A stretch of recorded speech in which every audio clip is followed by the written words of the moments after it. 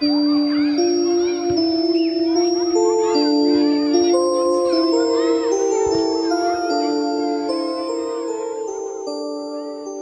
tenía 10 años, pasaba mucho tiempo en casa de mi abuelo. Él era carpintero y su taller era un lugar mágico, lleno de herramientas, madera y el olor a serrín que tanto recuerdo de mi infancia. Pero lo que pasó una noche ahí me sigue persiguiendo hasta hoy. La casa que mi abuelo construyó con sus propias manos era enorme. Una mezcla entre cemento y tablones de madera con una altura de 2 pisos, rodeada por un patio extenso. En la parte trasera de aquella casa estaba su taller, un lugar fascinante con sierras, martillos, armarios y máquinas donde a diario trabajaba. Era un lugar mágico y rústico, pero que siempre nos daba un poco de miedo. Especialmente porque él guardaba todo bajo llave. Decía que era peligroso.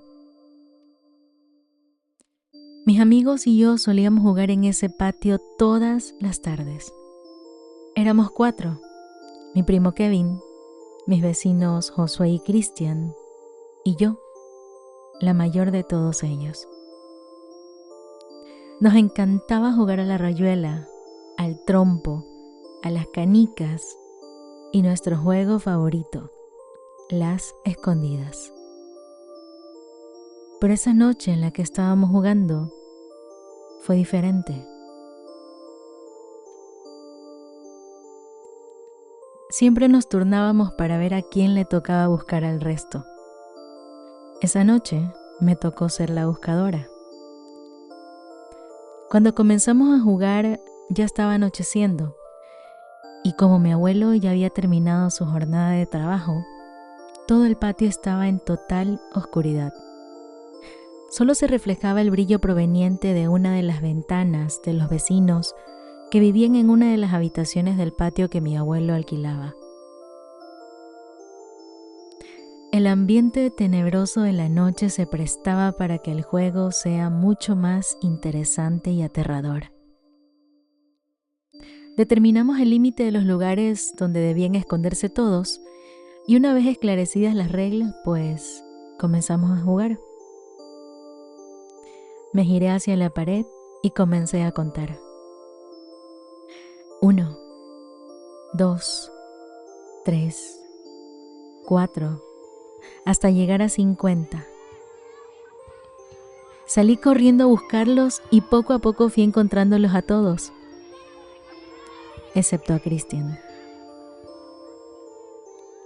Lo busqué por todas partes, detrás de los árboles, entre las casas vecinas, pero no estaba. Finalmente decidí entrar al taller de mi abuelo. Estaba muy oscuro y el aire ahí dentro se sentía pesado. Exploré cada rincón del taller. Revisé detrás de las máquinas, bajo las mesas, pero Cristian no estaba. Pero justo cuando iba a salir, lo vi. Vi claramente cómo corría hacia el fondo del taller. Llevaba su camisa verde y pantalones oscuros. Incluso vi cómo su cabello se movía mientras corría. ¡Te encontré!, grité emocionada, pero no salió. Me acerqué al rincón donde lo había visto esconderse. La oscuridad ahí era tan densa que apenas podía distinguir algo. Pero Cristian no estaba. De repente escuché las risas de mis amigos afuera. Salí corriendo del taller y los vi venir hacia mí. «Encontramos a Cristian en casa del vecino», dijeron mis amigos entre risas. Pero eso no podía ser posible. ¿Cómo podía estar Cristian allá si yo lo había visto correr dentro del taller? La distancia entre el rincón donde lo vi esconderse y la salida era enorme. No había forma de que escapara sin que yo lo notara. Estaba segura de lo que había visto. Su ropa, su cabello, era él. Pero si Christian estaba fuera todo el tiempo, entonces, ¿quién o qué fue lo que vi dentro del taller de mi abuelo? Aquella noche descubrí algo que nunca, hasta ahora, he podido olvidar. Porque estoy segura de que aquella noche vi al doppelganger de mi amigo. O tal vez algo peor. Ahora que soy adulta y que la fantasía ha dado paso a la realidad, sigo recordando esa figura corriendo hacia la oscuridad. Y me pregunto, ¿qué habrá sido aquello que vi? Y que definitivamente no era mi amigo Christian.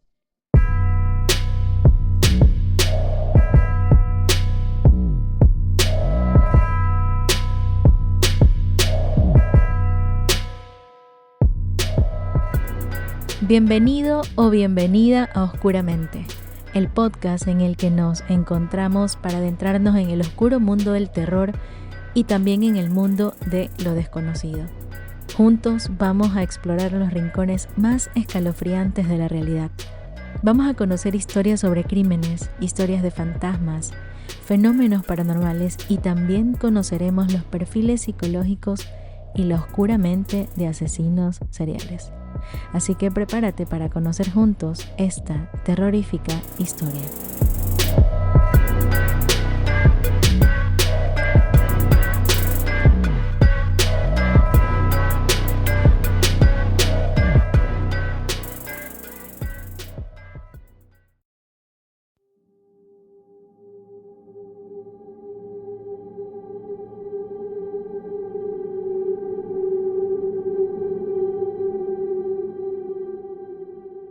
Hola a todos, todas, todes. Estamos un día o una noche más en este rincón terrorífico de nuestro podcast Oscuramente.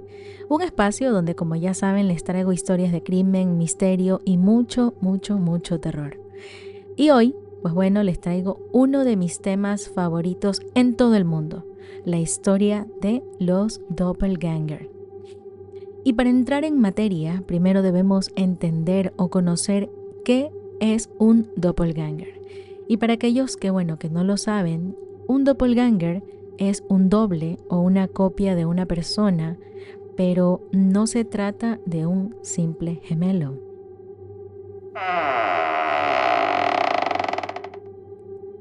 En la mitología germánica se dice que estos dobles son espíritus malignos o seres sobrenaturales que pueden suplantar nuestra identidad y que se manifiestan como un presagio de algo muy malo. Puede ser algo como muerte o también una desgracia. Y según la leyenda, cada persona, es decir, cada persona en el mundo tiene un doble o un gemelo fantasmagórico que puede aparecer a su lado en algún momento de su vida. Qué terrorífico. Y se dice que si la persona que ve el doppelganger es un amigo, se interpreta como un augurio de enfermedad o incluso de mala suerte. Según algunas leyendas, los doppelgangers carecen de sombra y también carecen de reflejo. Y a veces, aparecen para dar consejos maléficos o incluso confundir a su persona, es decir, a su doble. A lo largo de la historia han habido numerosos relatos de encuentros de doppelgangers, encuentros que en teoría han sido reales. Una de esas historias famosas incluye el caso de una mujer llamada Emily Saggi, una maestra cuyo doppelganger fue visto por sus alumnas.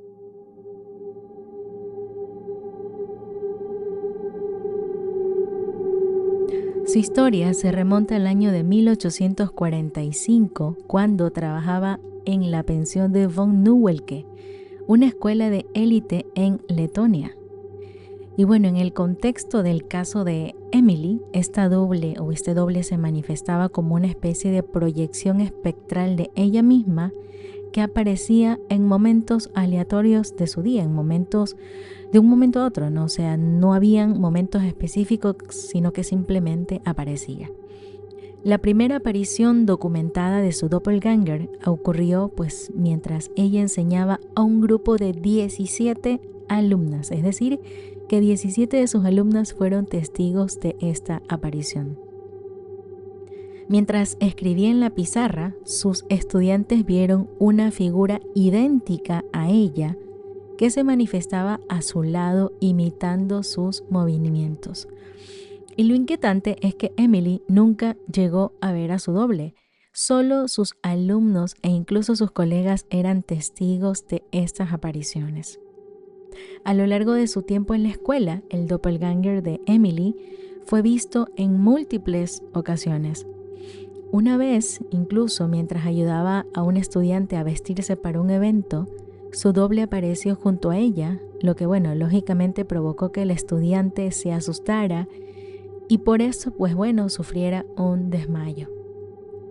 En otra ocasión, durante una clase de costura con 42 alumnas, las chicas observaron cómo su doppelganger estaba en el jardín mientras ella estaba presente en el aula. Y este fenómeno, comenzó a generar muchísima preocupación entre los padres y también el personal escolar. Y por ello, con el tiempo, los rumores sobre las extrañas apariciones de Emily llevaron a la disminución del número de estudiantes en la escuela. Y solo 12 de las 42 alumnas permanecieron al final de su jornada, de su contrato, Y finalmente, Emily fue despedida tras confesar que había tenido experiencias similares en otros colegios, lo que llevó a un total de 19 despidos previos, una completa locura. Después de dejar la escuela, Emily se mudó con su cuñada y con sus hijos pequeños, donde en teoría se dice que su doble continúa apareciendo y en la misma escuela. Es decir que, los niños pequeños también afirmaron ver a 2 tías Emilys.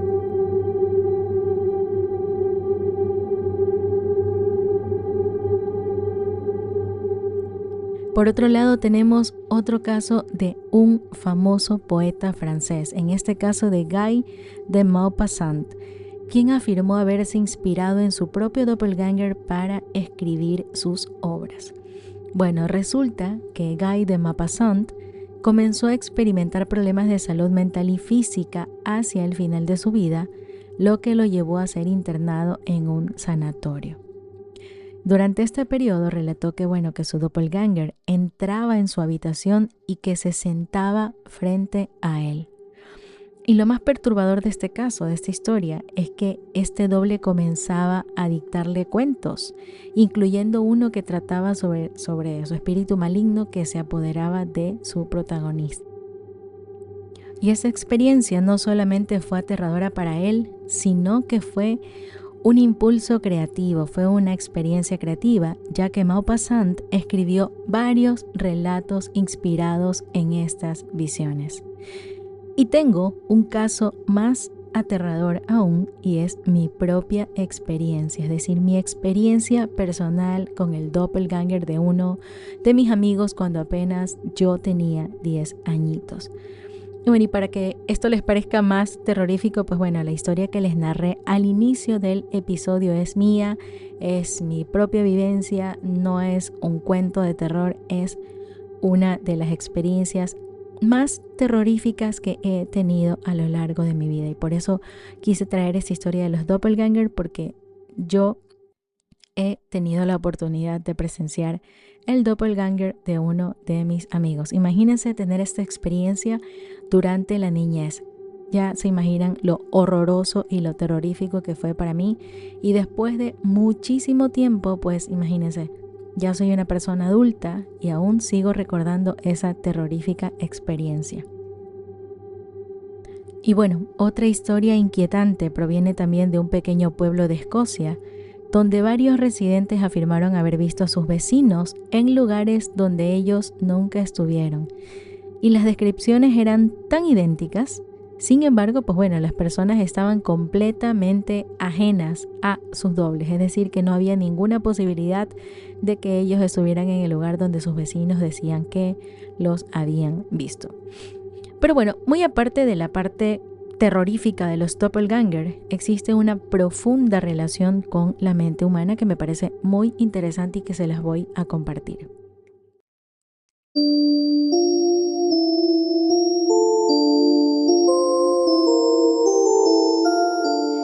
Para entender la conexión entre los doppelganger y la psicología moderna, pues vamos a comenzar con el concepto de lo que es una sombra, y este concepto lo trae el psicólogo Carl Jung. Carl Jung dice que la sombra representa aquellos aspectos reprimidos y no reconocidos de nuestra personalidad. Se dice que encontrarse con un doppelganger puede simbolizar el enfrentamiento con partes de nosotros mismos que hemos ignorado o que hemos suprimido por mucho tiempo. Es como ver un reflejo distorsionado de nuestras propias inseguridades y también, pues bueno, de nuestros miedos más profundos. Pero la conexión no se detiene ahí, porque en el ámbito clínico existe un fenómeno conocido como la eutoscopia, donde pues bueno, algunas personas experimentan la sensación de ver o incluso interactuar con su propio doble. La eutoscopia es un término que proviene del griego donde euto significa a uno mismo y escopeo significa mirar. Así que bueno, literalmente se traduce como verse a uno mismo. Pero bueno, ¿qué significa realmente este término o este fenómeno? Este fenómeno se refiere a la experiencia de ver tu propio cuerpo desde una distancia como algo como que, bueno, si estuvieras observándote desde afuera, ¿no? Imagina esa sensación de, no sé si conocen el término de desdoblarte. Imagínense esa sensación de desdoblarte y ver una versión de ti mismo a tu lado o incluso enfrente. Esto algunas personas lo hemos experimentado en sueños y otros pues bueno afirman haber vivido estas experiencias de los desdoblamientos mientras están prácticamente despiertos o entrando en esa especie de sueño o esta situación que algunos hemos vivido que le llamamos la parálisis del sueño también, y que también me gustaría hablarles de ese tema en otro capítulo. Y bueno, esto de ver una versión de ti mismo a tu lado o al frente o detrás o como sea, pues bueno, suena sacado de una película de ciencia ficción o más bien de terror, ¿verdad? Es una situación horrible. Y bueno, las características de la eutoscopia son muy fascinantes, son muy complejos, porque puede manifestarse de varias maneras, es decir, desde una simple sensación de despersonalización hasta alucinaciones prácticamente reales o vívidas, donde pues bueno, la persona cree firmemente que está viendo a su propio doble. Y hay tres tipos principales. La despersonalización eutoscópica, que es cuando uno siente que su cuerpo no le pertenece. En el caso de las alucinaciones eutoscópicas es cuando se visualiza el doble en un contexto de alucinación completamente. Y el delirio eutoscópico, donde hay una creencia inquebrantable en la existencia de que, bueno, de que este doble está ahí, pues no, de que es real y de que existe. Y lo más intrigante, pues, es cómo la eutoscopia se relaciona con el concepto del doppelganger. Este fenómeno podría ser una posible explicación para las experiencias de ver a un doble en situaciones extremas. Bueno, imaginemos estar en medio de una crisis psicológica y que, bueno, de repente veas a una versión de ti mismo que parece tener vida propia. La verdad es que yo me volvería loca si veo a otra Priscila malvada frente a mí, aunque bueno, quizás no me asuste tanto porque, bueno, puede ser que yo sea la malvada y la que vea, pues bueno, sea la Priscila buena. Pero en todo caso, es bastante complejo y bastante terrorífico este caso, ¿no? Y bueno, y si bien es cierto que la eutoscopia nos da una especie de explicación científica de los doppelganger, Pues yo sigo creyendo que más allá de la mente humana se esconden muchos secretos para los que quizás la mente humana o el ser humano no esté preparado, y tengo la certeza de que cada uno de nosotros tiene un gemelo malvado en algún rincón del mundo.